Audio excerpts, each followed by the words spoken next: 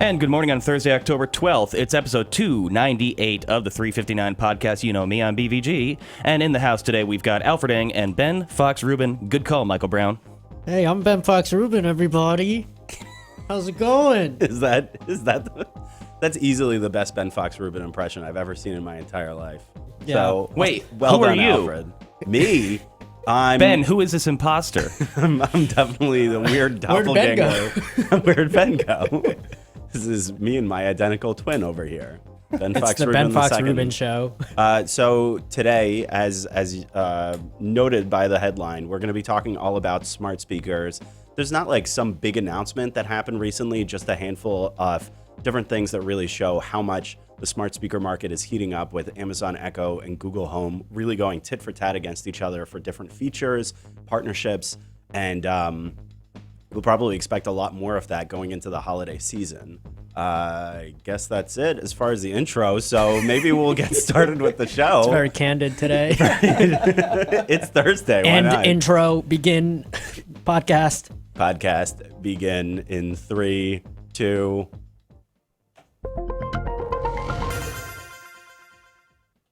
Welcome to the 359. I'm Ben Fox Rubin. I'm Alfred.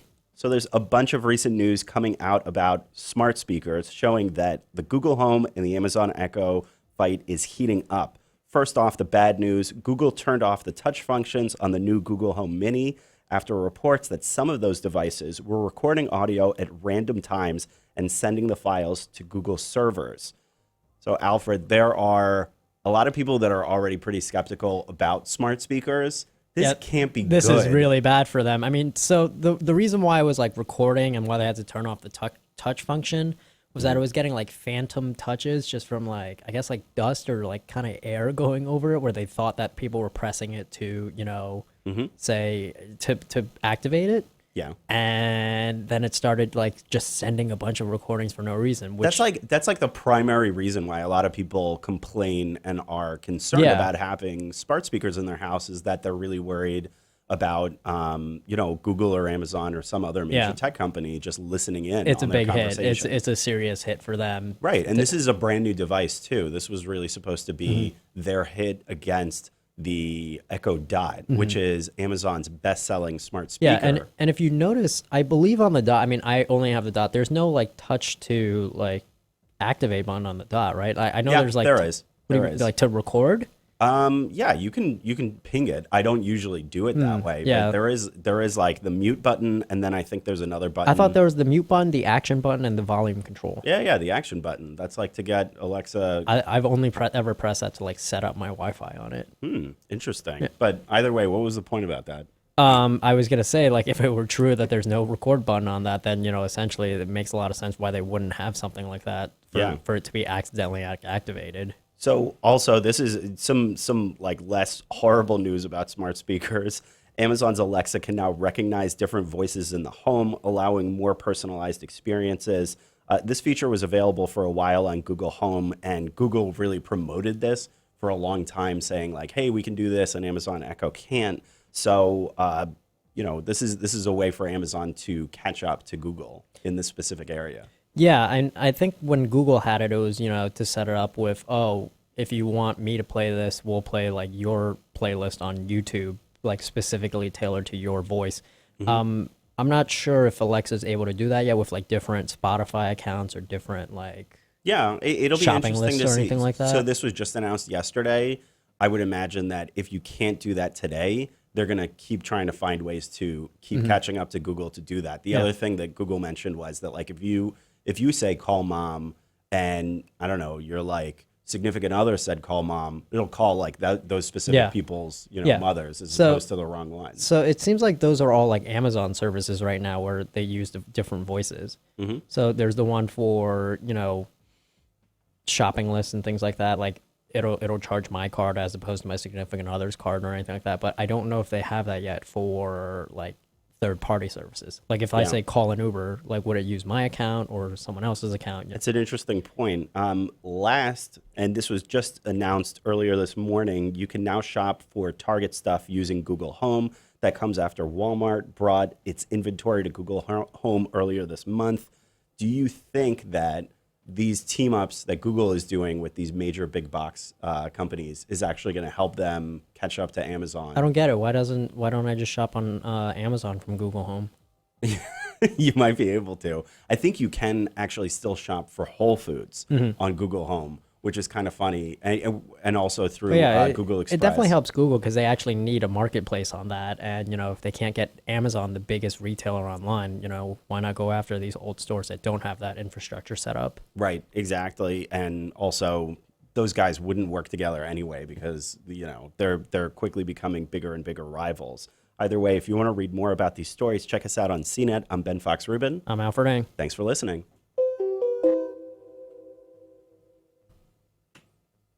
I feel like it'd be in Google Home's interest, the AirTouch, since that's the concern now, that they should spin that and make a sneaker line. What do you think, Alfred? It could be like a Force Touch kind of thing. Like they could do a promotional partnership with like Star Wars? Yeah, and like activate. I think that's just a hard... lean into it. Just lean into it and be like, now you can turn on with your a thought. Google speaker even when you don't want to, or even when you're not thinking about it. Now, to be fair to Google, it was mentioned that they said that they did an update, like a software update to fix the problem, but because they already had egg on their face, they decided to just completely turn off that functionality to make people less concerned about privacy issues. So technically, at least according to Google, they did fix this problem. But honestly, people are so concerned about that functionality should not be on a smart speaker anyway. Like what, like to a be able button to to activate like your voice assistant. That's the whole, like, what's the point of that? It's a voice assistant. I think things like mute and volume make a lot of sense. Yeah, that makes sense. But to activate it to like listen to you, I'm not. Nah. Okay. Ooh. I like the volume controls, and I think the problem for me is that it makes the Google Home Mini a less desirable product, that you don't have volume controls, like actual physical volume controls. I use the volume control and I use the mute on my Dot, but like I would never press it to activate it. That's silly. And it kind of defeat the purpose. Yeah. Yeah. I feel like that's why the Amazon Tap doesn't really sell well. So, like, big picture here, though, with Walmart, Target, and Google all teaming up ahead of the holiday season to go up against Amazon. I mean, like, Amazon in many ways has been running away with things in the e-commerce world, mobile commerce, voice commerce, every commerce you could think of. Do you Commerce All-Stars. Commerce. Do you think that they could, like, this team up, like this like ragtag group could actually come? That's what I'm thinking too. Absolutely not. It's gonna, if it does happen, it could take a really long time. That and can you compare prices? Like, would I rather buy it from Walmart or Target though is the thing, and it's like, what if one's cheaper than the other? At least with like Amazon, everything is there, and I can ask it to buy like the cheapest one out there. I think that price comparisons on a Google Home might actually eventually be better because they have a diversity of retailers. I guess I'm saying for now though, it's a big old nah for me. Well, a lot of people, if they have smart speakers in their home, they have an Amazon product. So this is Google is going to keep trying to catch up, and it makes sense for the big box retailers that don't have smart speakers to team up with Google, which doesn't have big warehouses full of stuff. But at the same time, I agree that it's still going to be really hard for them. It's basically like, what is Walmart and Target offering that I can't get from Amazon already? I also, is there like a weird reverb on my mic? Yeah, I'm working on that. Sorry it makes you sound kind of cool and like a robot, so it's working for this specific podcast. I'm trapped in another dimension. All right, ready to take some questions? Yeah. All right, the Datch in the chat. What's up, Datch? Is Siri getting left behind in this battle? Absolutely. So there's a thing called her. There's a thing called Siri Kit, which nobody talks about. There's this thing called Siri that nobody talks about. Right. I mean, Siri Kit provides a very limited set of APIs. All right, Ben just straight up Googled it, and there's like an actress named Siri Kit that popped up on the That's side. how important Siri Kit is.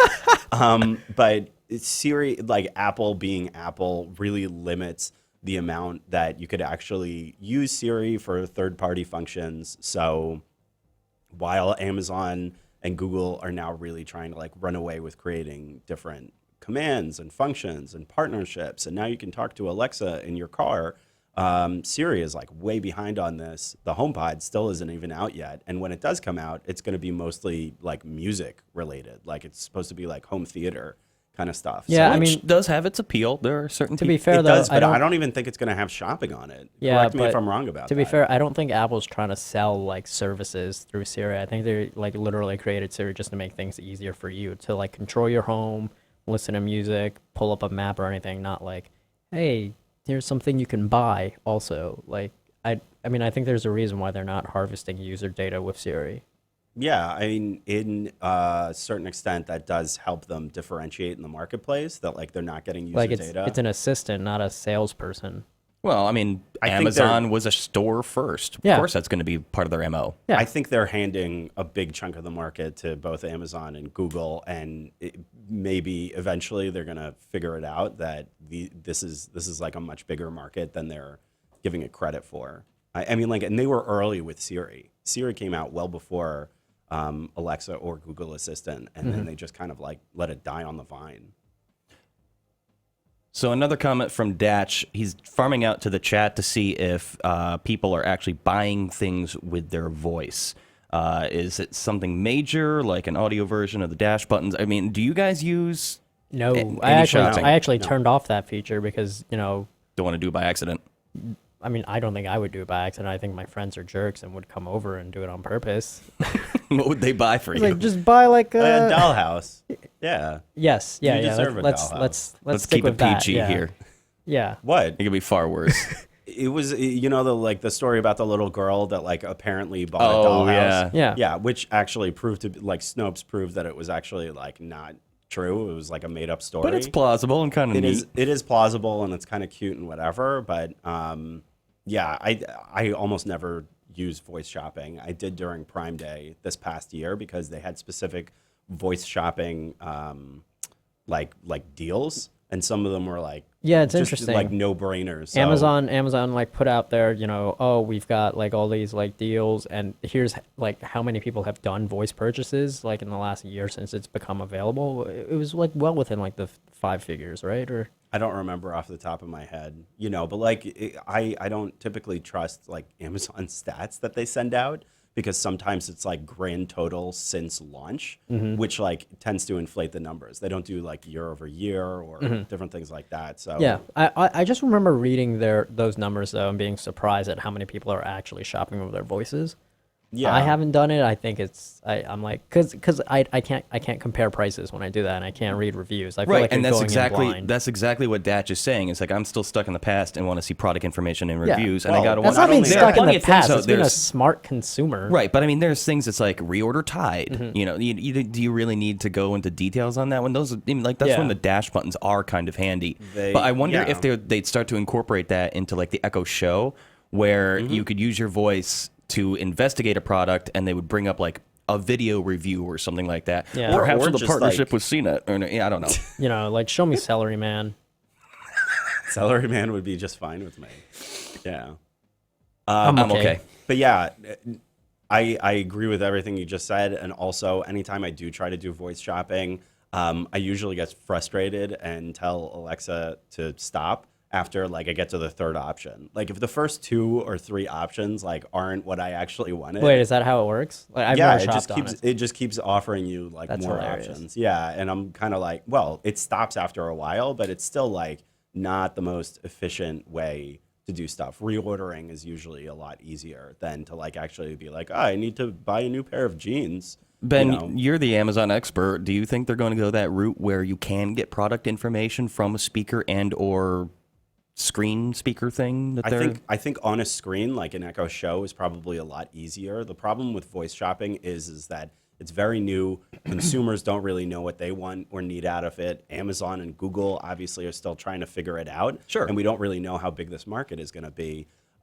So like product information or product reviews or star ratings, some of that stuff would be pretty easy to integrate in. It's just the question of like, what do you grab off of the web page that's absolutely critical? Has it ever like misinterpreted you when you tried voice ordering? Like if you wanted to buy like a pianist like photo book, like would it give you like something else by accident or no? I don't think.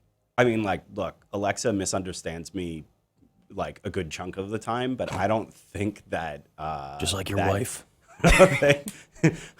Honey, I hope you're not watching. But I don't think that specifically happened for voice shopping. It's more that like I'm like, get more Glad bags, and it gives me like a bunch of options, and I'm like, how much did it cost last time? But I mean, And- wasn't that always kind of the intent of the voice shopping, not to actually go into detail? Like, you're not buying a friggin' car on the thing. No. You're restocking household goods. for the most part. Yeah. Yeah. Buy me a shirt. I'm not going to do that. I mean, you know, I need a new TV. it's like from Amazon's perspective, like voice shopping may just be like a bridge to like ambient shopping, Sure. where basically you just buy stuff when things run out. You know, like the dash buttons and the dash replenishment system service is like it's already there where your printer will Yeah, reorder I'm cartridges still like for you. easing into that because now I have to buy like cat litter and food. Mm-hmm. But before, like if I ran out of like toilet paper or whatever, I'd just go to the corner store and buy it. Yeah, but like maybe in the future, Amazon will like build a toilet and will know when Amazon it's will time to build a reorder. toilet? Yeah, it'll The be Echo like Bowl? The Echo, right? And it'll talk to you while you're there. You know, it'd be nice to have some company. I want to talk a little bit about this voice recognition thing. You say that's good news, but I find it kind of creepy. That's where Yeah, I'd rather remain a number and unidentifiable to these robots in my home, where it's just recognizing simple speech patterns. I don't want it to know me. The problem I'm a is- complicated person. Sure.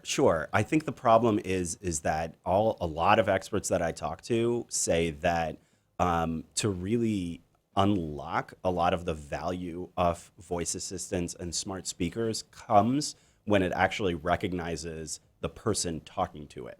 And that's where you get a lot more personalization and customization. Without that, it's not as significant. So yeah, a lot of people are still kind of like hesitant and uncomfortable with the idea of smart speakers in general, and they're probably not good customers to buy smart speakers and put them in their homes. For folks that already have smart speakers or are interested in smart speakers, having something like personalization where it actually makes for a better experience is probably a good thing for them. Yeah, I don't know. I feel like my experience is exactly the same even without personalization. That's why with like the whole Siri kit stuff, like I'd be perfectly fine with that because literally it's just play music, set a timer, set an alarm. Yeah, That's and, like and, all and it most is. people Yeah. most people use their smart speakers. And for if I that kind get of like thing. a smart light bulb or any kind of smart home stuff, then it'll do that. But I don't really need it to be personalized for that. Yeah, I kind of looking at this a couple years down the road, I think the concepts of personalization really expand the potential for these things. And Amazon, I mean, like I recently wrote about this. Amazon is already developing chatbots or social bots, depending on what you want to call them, that like, Tay? yeah, I mean, like, but not racist, you know, like, but that you're like, But could it be if you Could it wanted can- to? I'm not going to go there. But Everything's possible when you the believe in idea yourself. is like if you're, I don't know, like want to just socialize with something and don't have any friends around, or you're cooking in the kitchen, you could just kind of talk to your Echo and it'll have a conversation with you. I mean, like there are a lot of people that I think if you guys think that's weird, I think you're discounting the fact that a lot of people would probably want that. True. Hey, so we joke a lot about the silliness of the home assistant and how valuable it truly is, but there's some really great conversation going on in the chat right now about certain things to consider, about how it can be applied. For example, Brooks Major says, do you think voice shopping would be helpful for people with disabilities? Definitely. Most definitely. If somebody is relatively immobile for whatever circumstance or reason, that could be a huge, huge help on their lifestyle. I like recently talked to like an Alexa skills developer, mentioned that he developed like a game on Alexa, and one of the people that was like super involved in the game was blind and was like thrilled to have this experience because in that world for voice, it doesn't matter if you're blind or not. There doesn't have to be a workaround for people with disabilities. Exactly. So going to something like voice shopping or gaming it does really open up certain worlds to people with disabilities that maybe it was much more limiting for them. So, And we saw some of that, and I saw some of that in New York Comic Con. I think Roger and I brushed on it the other day, but there was an escape room game app thing built into an Echo setup they had there, and it was all voice. Well, that's pretty cool. I thought it was kind of awesome. Like, there was a line out the door. You could not get in. But I Couldn't did get want to out try either. it. Couldn't get out. But I mean, yeah, things like that could vastly change somebody's entire outlook on life. But yeah, going back to what we were talking about with voice shopping, it's hard to say really what the market is going to look like.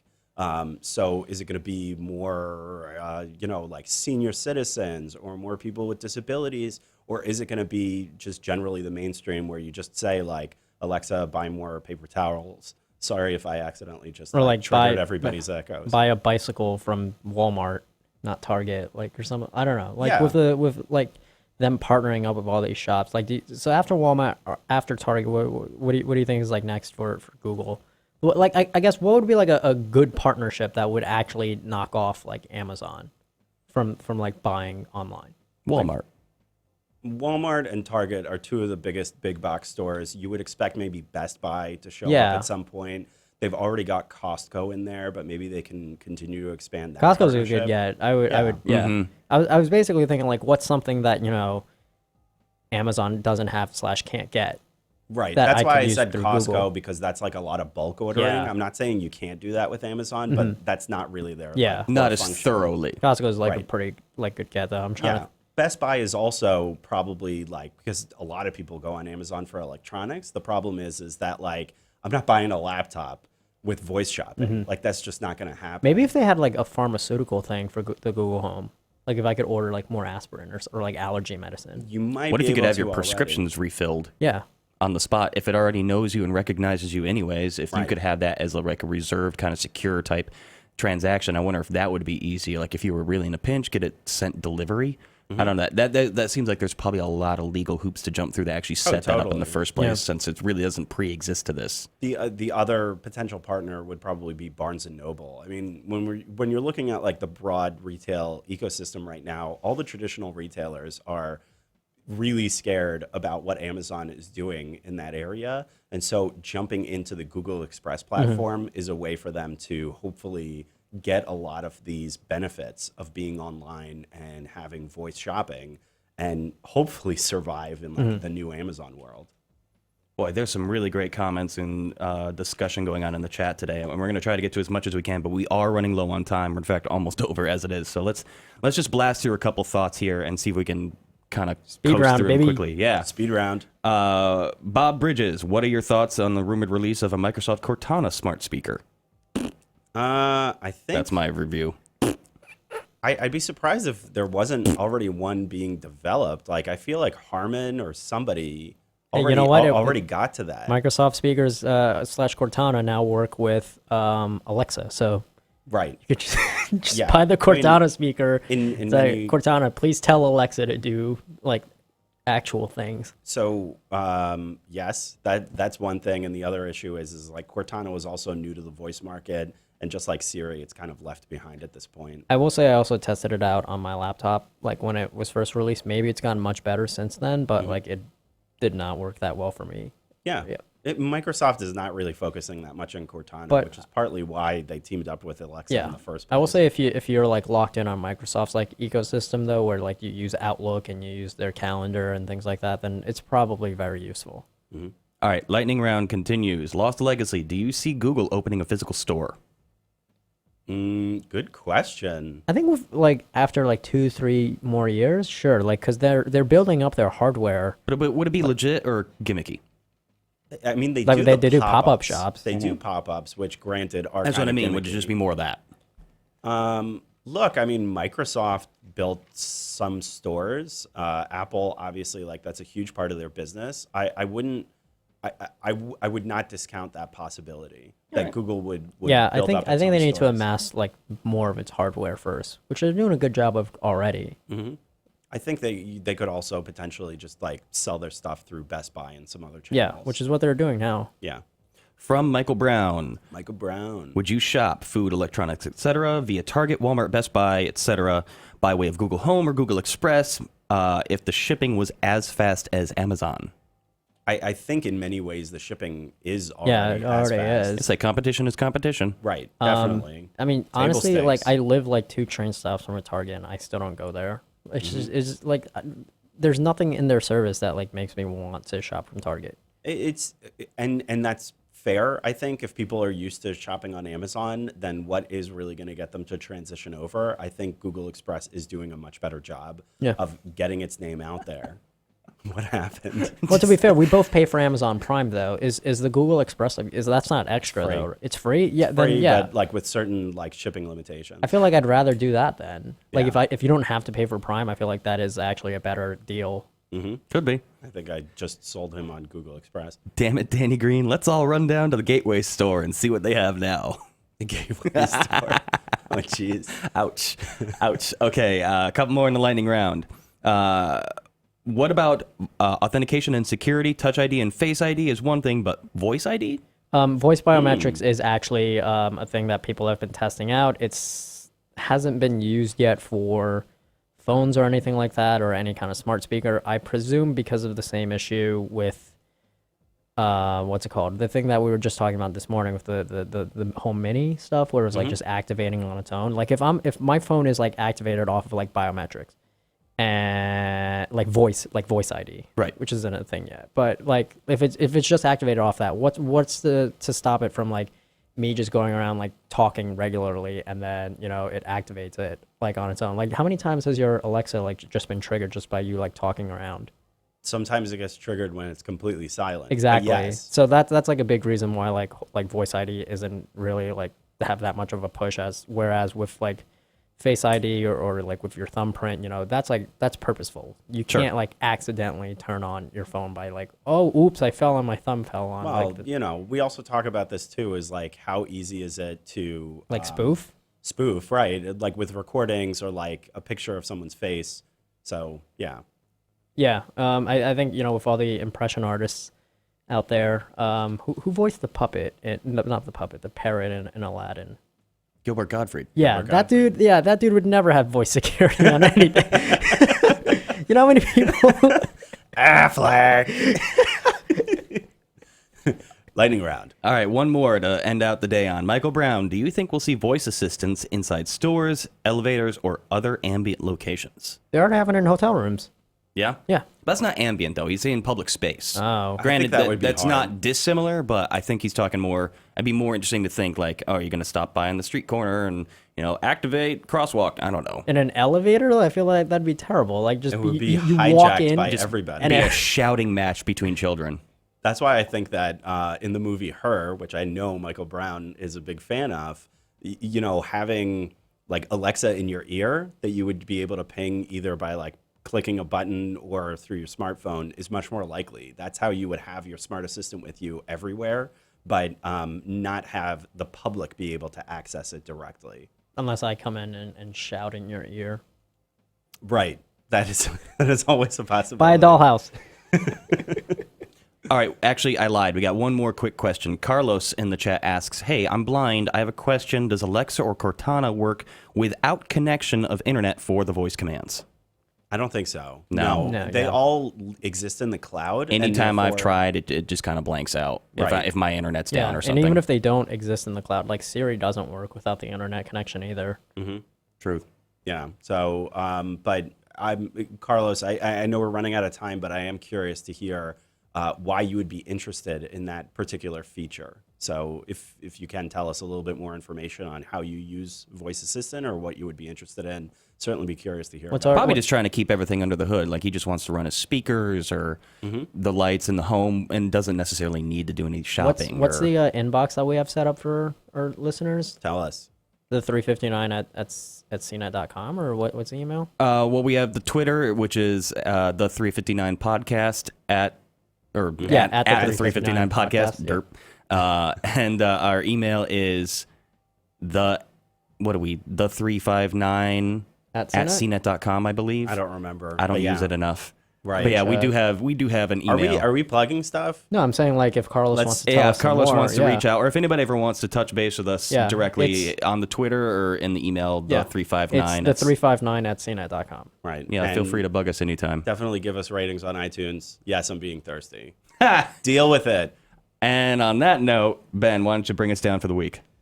Okay. 359 is available on iTunes, TuneIn, Stitcher, SoundCloud, FeedBurner, Google Play Music, and of course, oh, come on, CNET.com. All right. Thanks, everyone, for fantastic discussion today, for a fantastic week of shows, and we'll see you on Monday. Definitely.